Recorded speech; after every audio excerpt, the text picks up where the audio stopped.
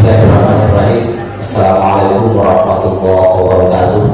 Assalamualaikum warahmatullahi. Kayaknya kurang semangat. Saya mau ulangi satu kali lagi.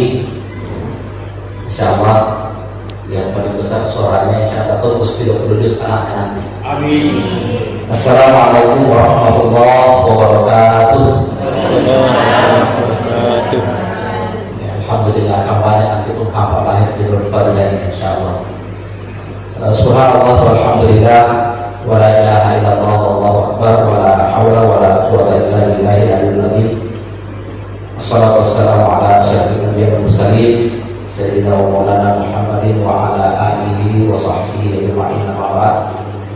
Yang kami hormati pimpinan pondok beserta seluruh sivitas yang sempat hadir, yang kami hormati Ketua Pos Peradilan, Bapak Sekretaris, Ibu Bendahara dan Wakil, serta seluruh para orang tua saya, para orang tua santri yang sempat hadir.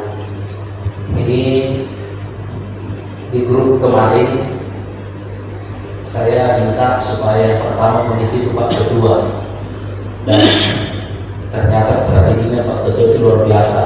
Dia tidak tanggapi grup seolah-olah setuju, sampai di sini tiba-tiba menunjuknya ke saya. Sebenarnya saya merasa belum saatnya untuk kalau dibahasakan tausiah di depan orang tua saya, para senior-senior saya. Tapi karena ini amanah, ya saya terima sesuai dengan kemampuan yang bisa saya lakukan. Karena tadi Pak Sekretaris mengatakan judulnya tausiah, saya ini memulai dengan sebuah ungkapan dari Sayyidina Ali radhiyallahu anhu. Seperti kita ketahui bahwa Sayyidina Ali ini adalah salah satu sahabat Nabi yang dididik sejak kecil oleh Rasulullah, sehingga tidak heran kalau satu-satunya sahabat yang diakui kecerdasannya secara langsung oleh Rasulullah. Nama Madinatul Ilm wa alim Babuhan, kata Rasulullah. Kalau sekiranya saya adalah kotanya ilmu, maka Sayyidina Ali ini adalah pintu gerbangnya. Ini menggambarkan bahwa Rasulullah mengakui Sayyidina Ali itu sangat cerdas. Dan Sayyidina Ali ini pernah mengatakan begini,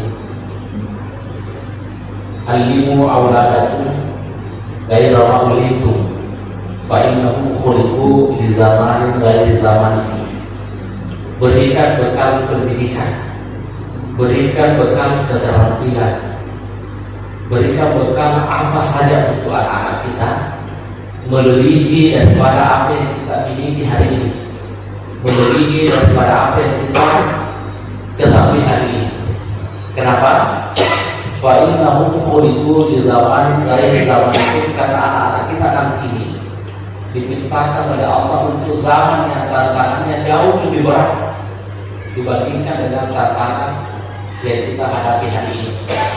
Dan ini kenyataan yang kita lihat, seperti yang kita rasakan sebagai orang tua, bagaimana tantangannya kita mendidik anak-anak kita. Mungkin kita masih ingat orang tua kita dulu paling kita sering dimarahi ketika kita ke lapangan bola, ketika kita pergi bermain sama teman-teman. Tapi hari ini anak-anak kita tantangannya beda.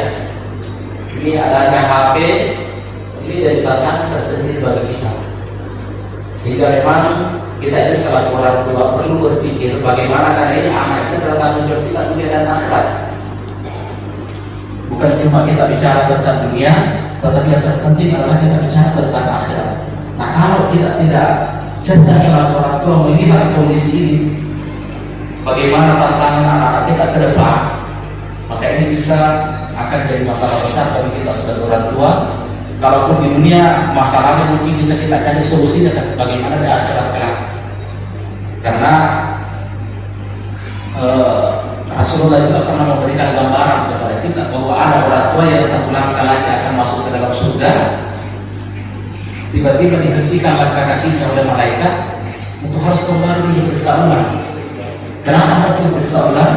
Ternyata ada anak di tempat lain, ada anak di neraka yang menuntut tidak mau masuk surga, tidak mau masuk neraka, kalau orang tuanya tidak masuk neraka juga, karena dia sadar bahwa masuknya dia neraka adalah bagian dari kelalaian orang tuanya itu sendiri.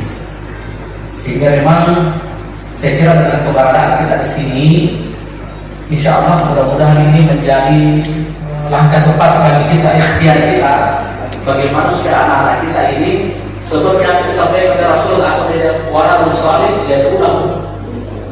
Jangan sampai hari ini kita masih bisa mendoakan orang tua kita, ternyata anak-anak kita kelak tidak mau lagi mendoakan kita.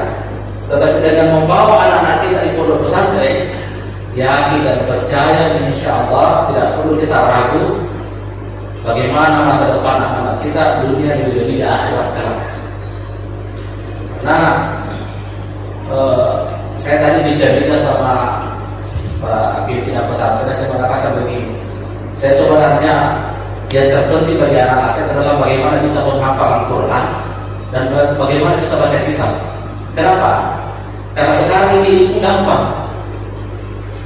Pak Sekretaris tadi mengatakan kalau misal walaupun beliau tidak pernah belajar bagaimana memperbaiki mesin cuci, tapi begitu usaha mesin cuci tinggal buka di Google, bisa diperbaiki mesin cucinya. Apa artinya? Hampir semua macam-macam ilmu itu sudah bisa kita pelajari di Google. Tetapi ada hal yang tidak bisa kita pelajari, bagaimana menghafal Al-Quran itu khas di Quran, tidak bisa kita menghafal lewat Google. Baca kita tidak bisa kita pelajari lewat Google, kalau yang lain bisa.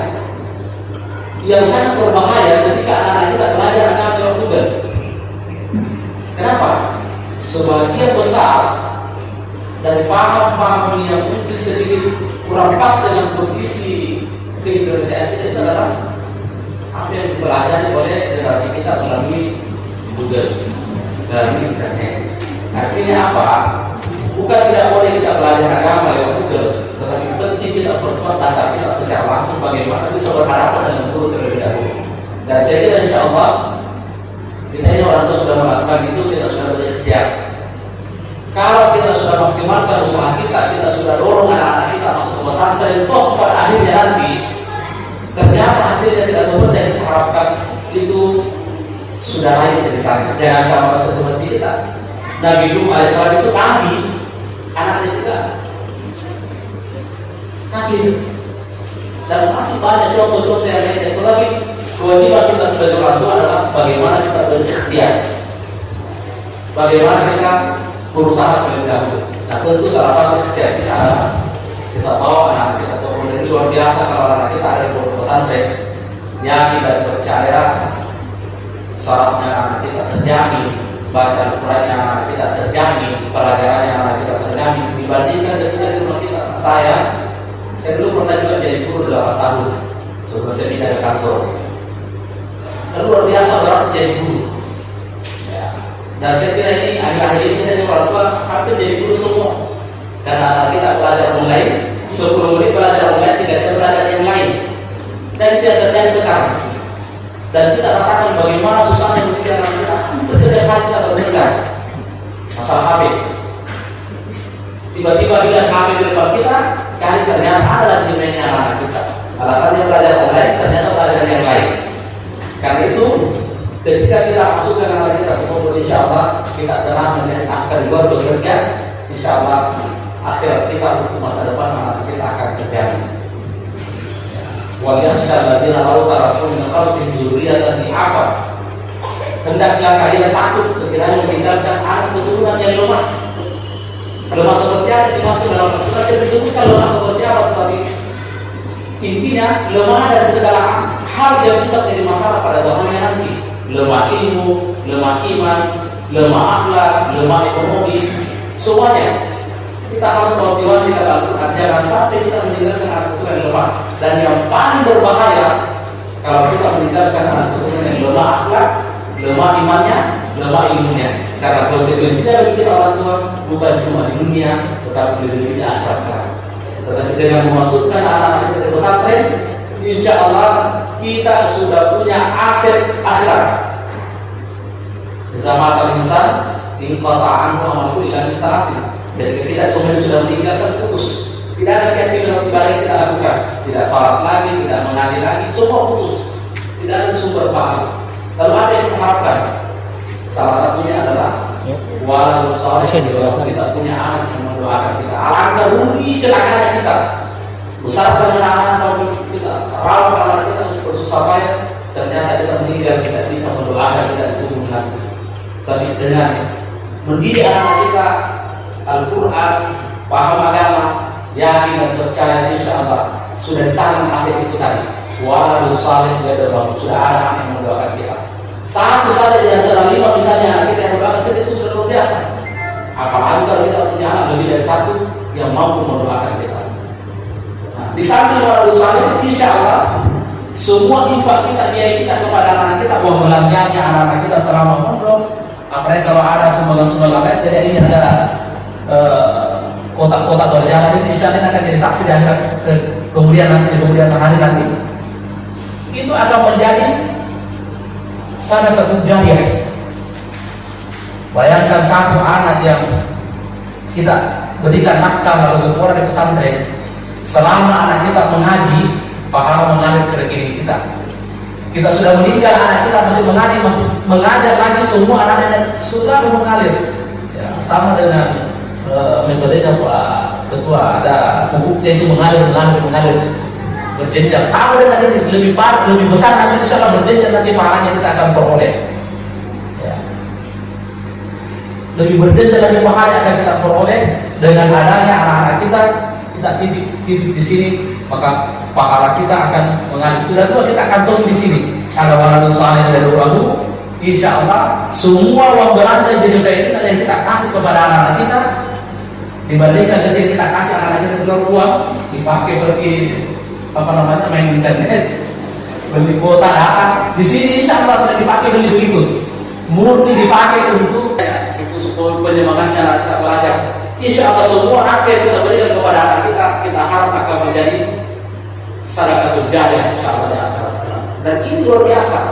Ini kita sudah membawa anak-anak kita ke sini, itu sudah minimal kita sudah punya 2 aset yang luar biasa, waladun saleh, kemudian sadaqah jariyah. Dan kita bisa dapat dari ilmu ini, karena ilmu yang bermanfaat. Kenapa Nabi mengatakan begini? Kenapa Nabi mengatakan kalau berilmu sahabat seperti qiyamul lail? Kenapa Nabi mengatakan belajar 1 jam itu lebih banyak pahalanya daripada salat sunnah 1 malam penuh?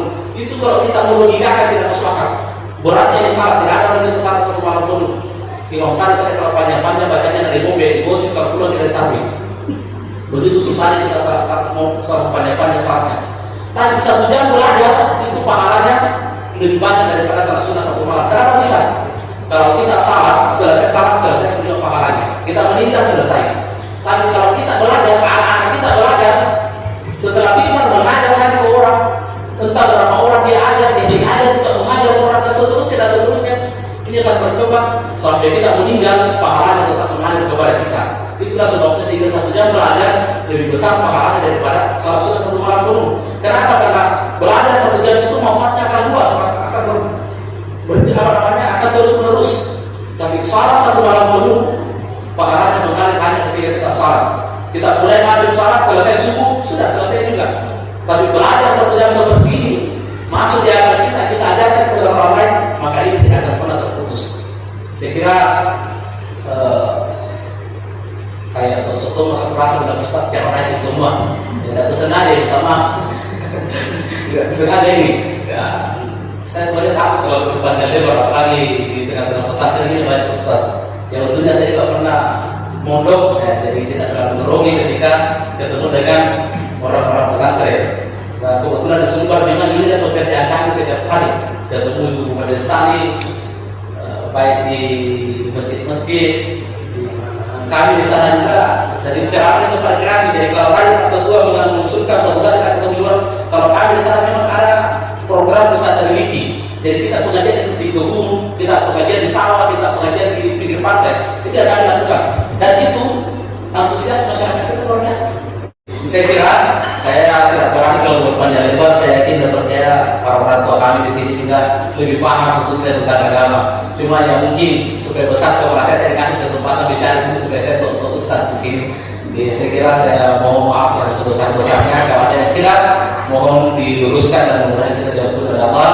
Kalau ada yang benar, insya Allah kita mudah-mudahan mudah-mudahan Allah memberikan kekuatan lahir dan batin agar kita bisa menjalankan apa yang benar itu. Dengan lain Assalamualaikum.